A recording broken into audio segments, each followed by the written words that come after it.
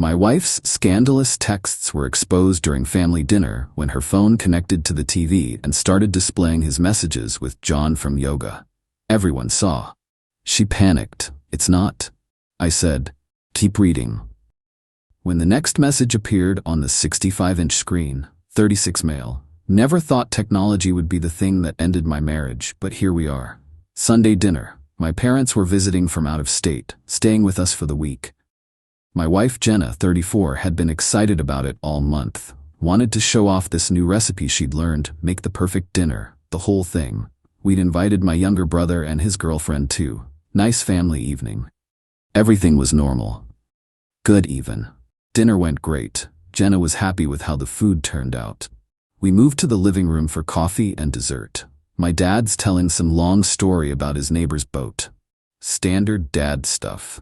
Jenna's phone is on the coffee table. She's in the kitchen getting more cream. The TV screen lights up, this massive thing we got last Black Friday. Her phone had connected to it. We do that sometimes to show vacation photos or whatever. Her messaging app pops up. Full screen. Contact name, John Yoga. Message preview. Still thinking about Thursday. You're incredible. When can we do that again? My brother sees it first, goes completely still. His girlfriend makes this little gasping sound. My mom's coffee cup stops halfway to her mouth. I'm just staring, brain not processing. Another message appears. Does your husband really not know? Babe, we've been doing this for months, Meow. The room is dead silent except for my dad's voice trailing off. He's seen it too now. Jenna walks back in with the cream pitcher, sees everyone's faces, follows our stares to the TV screen. Third message pops up. God, Thursday was so good. You're way more fun than my wife. The color drains from Jenna's face, like watching someone's soul leave their body in real time. That's not, she starts. Keep reading, I hear myself say. Voice sounds weird, distant. She lunges for her phone, grabs it, disconnects. But everyone saw it. My parents, my brother, his girlfriend. All of us just watched my wife's affair play out in 4K on a 65-inch screen. Nobody's saying anything. My mom looks like she might cry or throw up, can't tell which. Everyone needs to leave, I say. Sorry, dinner's over. My brother moves fast, gets his girlfriend up, grabs their coats. My dad's already helping my mom to the door. She keeps looking back at Jenna, then at me. Can't read her expression. Jenna's frozen with her phone, mouth opening and closing like a fish. Mom, I can explain, she tries. My mom just shakes her head and leaves. Door closes. It's just us. It's not what you think, Jenna says. I actually laugh. Can't help it. Your boyfriend just texted you on a 65-inch screen in front of my mother. Which part am I misunderstanding? He's not my boyfriend.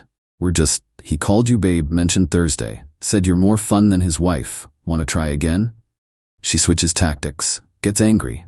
You know what? Fine. Yes, I've been seeing him, and you want to know why? Because you're boring. We're boring. Nothing ever happens anymore. So you decided to make something happen with John from yoga. Don't call him that. That's literally his name in your phone. Her face crumples, starts crying. It didn't mean anything. I don't know. He paid attention to me. Made me feel exciting again. I walk to the bedroom, start packing a bag. What are you doing? She follows me. Leaving. You can't just leave. We need to talk about this. We just did on the TV in front of 4 people. Please, we can fix this. Couples therapy. I'll stop seeing him, whatever you want. I stop packing. Look at her. My mom watched another man call you babe. My dad saw him talk about Thursday. There's no fixing that. It was one mistake. How long? What? How? Long.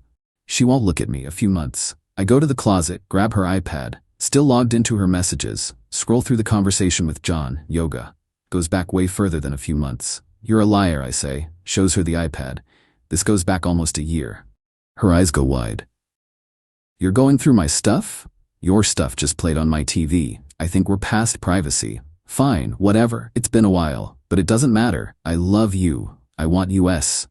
You should have thought about that before you did him in our house. Her face goes white. How did you? It's in the messages. You two talked about it, about using our bed. She tries to grab my arm. Please, I made a horrible mistake, but we can work through this. 6 years, we've been married 6 years. I shake her off. Finish packing. 6 years you were lying to my face. Where are you going? My brother's. You're just going to abandon me? Leave me here alone? You've got John from yoga? I'm sure he'll keep you company. I load my car. She's crying on the porch. Keep saying, please, we can fix this. Don't do this. I drive away. My brother's got the guest room ready when I get there. Doesn't ask questions, just hands me a beer and says, couch or talk? Couch, I say. We play video games until I'm too tired to think. Best friend I've ever had. Update 1. Been staying at my brother's place for over a week now. Jenna's been losing her mind. First couple days, my phone wouldn't stop. Calls, texts, voicemails. Everything from sobbing apologies to screaming about me abandoning her to weird guilt trips about our wedding vows. Hundreds of messages. I didn't answer any of them. Sent one text. Talked to my lawyer. Got a lawyer through my brother's girlfriend's dad. Guy's been doing this for 30 years. First thing he tells me. Every text, every call, every interaction, document all of it. Started going through our finances. We kept separate checking accounts mostly, which is good. But we bought the house together 3 years ago. Both names on the mortgage. That's gonna suck. Also have a joint savings with about 38 calories we'd been putting away for a kitchen remodel. My lawyer told me to not touch that account. Let the court divide it, he said. Had to go back to the house to get more clothes and some documents. Waited until Jenna was at work. Place felt wrong, like a museum of someone else's life. Her coffee mug in the sink. Yoga mat by the door. Pictures of us on the walls looking like a sick joke now. Found her iPad on the kitchen counter. Still unlocked. Look, I know it's maybe not great, but I checked the messages. The John yoga conversation didn't start a few months ago. Didn't even start a year ago. First message was from over a year and a half back. She'd been lying, even when I confronted her. Read through enough to feel sick. Plans they made, places they went, things they did in our house while I was at work. In our bed. Screenshot everything, sent it to myself. My lawyer's gonna want to see this. Got a call that afternoon from Jenna's mom. This woman who I spent every holiday with for 6 years. Who called me her son. You need to come home and fix this, she says. No hello, no how are you? Fix what? Your marriage. My daughter is devastated. She made a mistake and you just left her. She cheated on me for over a year. It wasn't that long, she told me a few months. She lied to you too. Marriages are work. You don't just give up when things get hard. She had an affair. That's not things getting hard. That's her making a choice every single day. She said she'd go to therapy. She said she'd do anything. You're not even willing to try. No, I'm not. So 6 years means nothing to you? You're just gonna throw away your family? She threw it away. I watched it happen on a TV screen with you sitting in the room. She splutters. That was humiliating for all of us. You think I want people knowing my daughter's business? Maybe talk to her about that. You're being cruel, vindictive. This is why she needed someone else. You're cold. I hung up, blocked her number. 2 days later, Jenna's best friend showed up at my brother's place. Don't know how she got the address. My brother answered the door. I hear this voice. I need to talk to him. Come out to the porch. What do you want? You need to talk to your wife. She's not my wife anymore. Legally she is. And she's falling apart. She can't eat. She can't sleep. She cried so hard yesterday she threw up. Okay. Her face goes red. Okay, that's all you have to say? What do you want me to say? That you'll talk to her, work things out. People make mistakes. For over a year, that's a lot of mistakes. She told me it was just a few months. She lied. Want to see the messages? I've got screenshots going back over a year and a half. That stops her. Oh, yeah. But still, you made vows, for better or worse. You're supposed to fight for your marriage. She stopped fighting for it when she hooked up with John. God, you're so dramatic. It's not like she killed anyone. She made a mistake. A human mistake. My mom watched her affair play out on a TV in our living room. There's no coming back from that. So you're just done? That's it? What about forgiveness? Ask her to forgive herself. I've got nothing to do with it. She called me some names, told me I was throwing away the best thing that ever happened to me, said I'd regret this. I went back inside. Next day, Jenna's lawyer called mine. Some guy who apparently thinks he can intimidate me into a favorable settlement. My client is willing to be reasonable about asset division if we can keep this quiet, he tells my lawyer. My lawyer asks what he means by quiet. Well, no need to air everything in court. My client made an error in judgment. She takes responsibility, but she'd like to maintain her dignity. My lawyer almost laughs. Her error in judgment got broadcast on a TV in front of witnesses. Dignity's ship has sailed. The court doesn't care about infidelity anyway. We're a no-fault state. She's entitled to half of everything regardless. This is the part that kills me. My lawyer already warned me. No-fault state means her cheating doesn't matter legally. We split assets 50-50. And because she makes less than me, she's at 68 Qley. I'm at 95 Qley. There's going to be alimony. Probably 12 to 18 months worth. Maybe $1,500 a month. So she gets rewarded for cheating, I said to my lawyer. No, she gets what the law says she's entitled to. I'm sorry. It's not fair, but it's how it works. That night I couldn't sleep. Just kept thinking about it. She lies to me for over a year. Humiliates me in front of my family. And she gets half the house equity, half the savings, and I pay her for the privilege of divorcing her. My brother found me at the kitchen table at like 3 a.m. Can't sleep? She's getting half of everything. Yeah, it's not right. No, it's not. So why am I doing this? He sits down. Because staying would be worse. Because every time you looked at her you'd think about it. About him. About the TV. About mom's face. He's right. I know he's right. The money doesn't matter, he says. Your sanity does. Filed the divorce papers the next morning. Update 2, things got bad. Then they got worse. Then they got weird. Divorce papers were filed about 2 weeks back. My lawyer's pushing everything through fast since we don't have kids, and it's relatively straightforward. Well, as straightforward as splitting a life in half can be. Jenna's lawyer is trying to drag it out, probably hoping I'll crack and agree to give her more just to end it. Not happening. First issue. She's refusing to move out of the house. My lawyer says since we're both on the deed, neither of us can force the other out without a court order. That takes time. Fine, she can stay there. I don't want to be in that house anyway. But then she stopped paying her half of the mortgage. Just stopped. I get a notice from the bank that we missed last month's payment. Called my lawyer. He says I either pay the whole thing or hits both our credit scores. The mortgage is $2,400 total. Her half is $1,200. She makes good money, $68 a year. She can afford it. She's just choosing not to. I paid it. Can't let it wreck my credit. My lawyer sent a strongly worded letter to her lawyer. They responded that Jenna is experiencing financial hardship due to the emotional trauma of the divorce and cannot afford her share at this time. Bull. Total bull.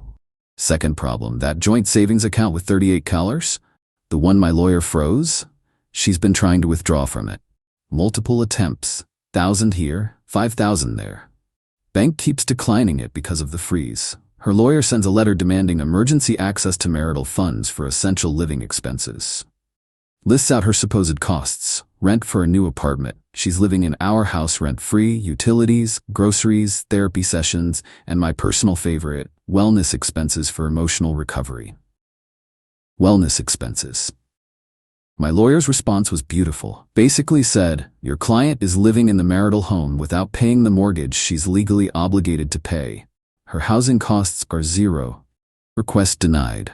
Her lawyer called mine directly after that. Apparently, Jenna had a complete breakdown over being financially controlled and abused. The woman who's refusing to pay the mortgage is claiming I'm financially abusing her. Third escalation. She started calling my office. I work in operations management for a mid-sized logistics company. Pretty normal job. Good people. No drama. Until Jenna called the main line. Receptionist transferred her to my desk.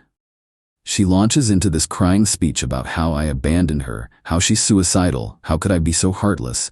She made one mistake, please, please, please. I hung up. She called back. Same thing. Hung up again. She called 8 more times. Finally had to go to HR. Showed them the divorce filing, explained the situation, left out some details, said my ex was harassing me at work. HR was actually great about it. Flagged her number, told reception to block her. But it was embarrassing explaining to my boss why my personal life was invading the office. Then came the really dirty move. My brother's girlfriend works at a pretty nice salon. Has her own clientele, does well. Last week, Jenna booked an appointment under a fake name. Showed up, Sat down in the chair, started talking about her horrible divorce and her heartless husband who abandoned her over one tiny mistake. My brother's girlfriend is a professional, did the haircut, didn't engage beyond polite responses, took the payment. But she told us that night. Jenna knew exactly who she was booking with. Had to. It was deliberate. My lawyer sent another letter. Harassment, cease and desist from contacting me or my family. Her lawyer responded that Jenna has the right to patronize any business she chooses, and my brother's girlfriend isn't legally family yet. Technically true. Completely beside the point. My brother wanted to go to the house and confront her. I told him no, let the lawyers handle it, but I was done playing defense. Remember John, Yoga? I started digging. His full name was in those iPad messages. Found him on social media pretty easy.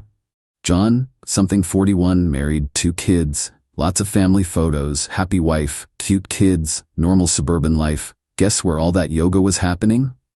Nowhere. Turns out they met when he was doing physical therapy on Jenna's ankle injury last year. He was her therapist. That's where it started. So she even lied about the yoga thing. I sat on this information for a while. Wasn't sure what to do with it. My brother said tell his wife. My lawyer said don't. Might look bad in court. But here's the thing.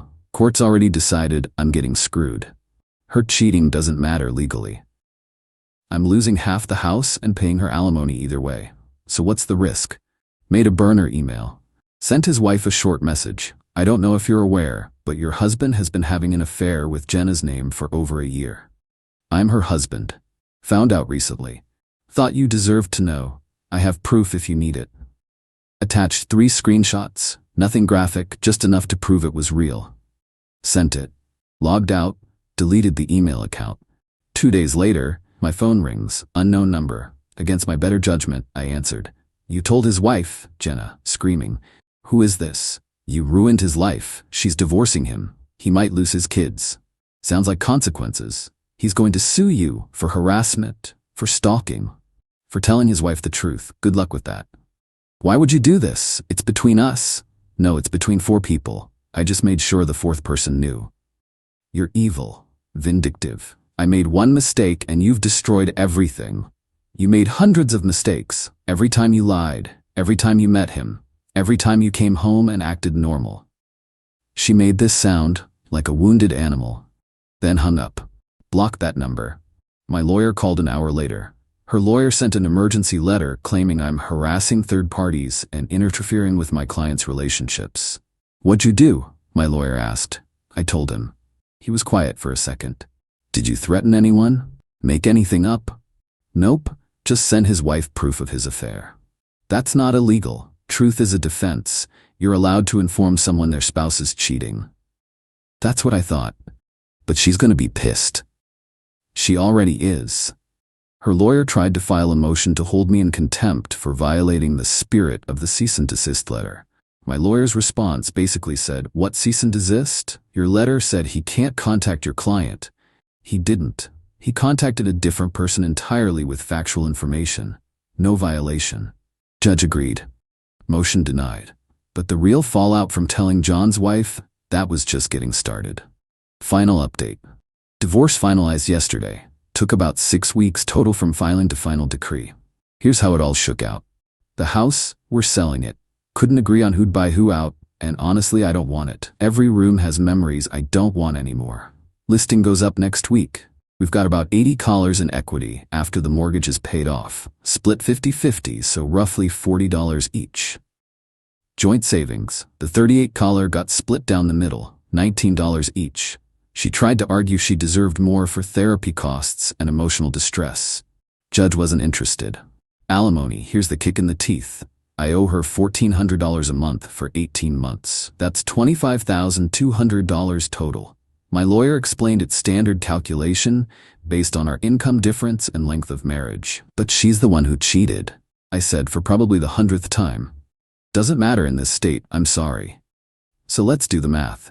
She cheated on me for over a year, got caught on a TV screen in front of my family, put me through 6 weeks of hell, and she's getting $19 cash, $40 from the house sale, and $25,000 in alimony payments. That's $84,000 for destroying our marriage. The system isn't fair. But it's the system. The courthouse drama. Final court date was yesterday. She showed up with her mom and her lawyer. I came with my brother and my lawyer. We're in the hallway waiting. Her mom's glaring daggers at me. Jenna won't even look in my direction. Her lawyer approaches mine. My client would like a moment to speak with her husband. Privately. No, my lawyer said flatly. She just wants to apologize, to make peace before we finalize. Still no. Her lawyer walks back, whispers something to Jenna. She stands up and starts walking toward me anyway. My lawyer physically steps between us. Do not approach my client. I just want to say sorry. Jenna says loudly. Please, I just need closure. You need closure? I say from behind my lawyer. You got an affair for a year. I got to find out about it on a TV screen. Closure ship has sailed. Her mom stands up. How dare you speak to her that way? She's trying to make this right. Making it right isn't harassing my family and calling my work. She was desperate. You left her with nothing. Security comes out. Keep it down or you're all leaving. We shut up, got called in shortly after. Judge ran through everything. Asset division, alimony, asked if we both understood and accepted the terms. We both said yes. Any statements? The judge asked. Her lawyer stood. Your Honor, my client deeply regrets the breakdown of this marriage and hopes both parties can move forward with dignity. Judge looked at my lawyer. Counsel? Nothing, Your Honor. Divorce granted. That was it. 6 years over in 15 minutes. What I didn't expect. Remember John's wife I sent that email to? Turns out she's a family law attorney. The universe has a sense of humor. She filed for divorce immediately. And unlike my state, theirs does consider adultery an asset division. She took him apart. Got the house, primary custody, significant child support, and alimony. She actually emailed me to say thank you. Said she'd suspected something but had no proof. My screenshots gave her everything she needed. She also mentioned John got fired. He's a physical therapist and apparently having an affair with a former patient. Jenna had been his patient, is a major ethics violation. His wife reported him to both his employer and the state licensing board. Last she heard, he's facing license suspension and can't find work in his field anymore. Jenna found out about all this through mutual friends. Called me again from another unknown number. Are you happy? He lost everything, his job, his family, his career because of you. Because he had an affair with a married patient. We made a mistake. People make mistakes, but you had to be cruel about it. I informed his wife of facts. What she did with those facts was her choice. You ruined 2 families. No, you and John ruined 2 families when you started hooking up. I just made sure both families knew the truth. She hung up. I blocked that number too. Where things stand, still at my brother's place. Looking at apartments, something small, just for me. Fresh start. The house closes in a few weeks. I'll get my check, move into my own place, start over. The alimony payments start next month. Set up automatic transfers so I never have to think about it. $1,400 on the first of every month for 18 months. Then she's out of my financial life forever. My lawyer sent a final letter making it crystal clear. No contact. The divorce is done. We have no kids, no shared property after the house sells. There is 0 reason to ever speak again. Work's been good. Boss pulled me aside last week, said he respected how I handled a difficult situation and it showed maturity. Got my annual raise actually. Small one, but still. Nice timing. My parents called over the weekend. Mom apologized for not reaching out sooner. Said she didn't know what to say after everything. You did the right thing, my dad said. Took guts. I'm proud of you. Had to step outside after that call. My brother's been incredible through all this. Never once made me feel like a burden. His girlfriend's been great too. They're getting married next spring. Asked me to be best man. Obviously said yes. Dating? Not even thinking about it. Need to figure out who I am as a single guy again first. The real cost. Here's what nobody tells you about divorce. Yeah, there's the money and the house and the legal fees. But it's also every song that comes on that reminds you of her. It's avoiding restaurants you used to go to together. It's married friends not knowing how to act around you. It's your mom having to watch her daughter-in-law's affair play out on a TV screen. It's explaining to HR why your ex is calling your office. It's writing a check for $1,400 every month to someone who betrayed you because the law says income matters more than loyalty. The revenge part, telling John's wife, watching that implode. Felt good for maybe 2 days. Then it just felt empty. They both got consequences, sure. But I still lost 6 years and half my savings, and my parents still had to see what they saw. But here's the thing, I'm not angry anymore. Not most days anyway. Some days I see a yoga studio and want to put my fist through something. But mostly I'm just tired. And relieved. The divorce is done, the house is selling, the alimony's set up on auto-pay. There's nothing left to fight over. She has to live with what she did. Has to wake up every day knowing she threw away a 6-year marriage for a guy who was also married. Has to know that her affair got broadcast in front of her mother-in-law.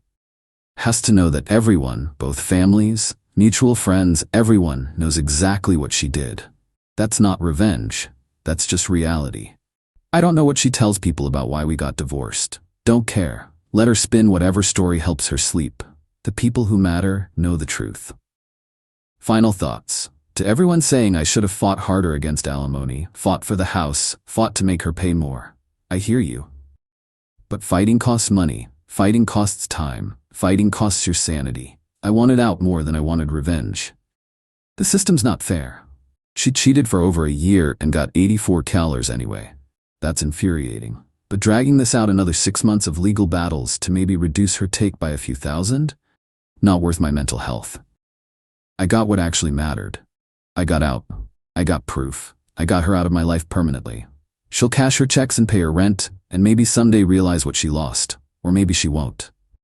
Either way, not my problem anymore. I'm 36, got a good job, good family, a brother who took me in without question, parents who support me, a fresh start coming. She's got $84,000 and no one to blame but herself for needing it. Court's over, marriage is done. Moving forward. That's it. Thanks for letting me vent this whole mess. Time to actually close this chapter.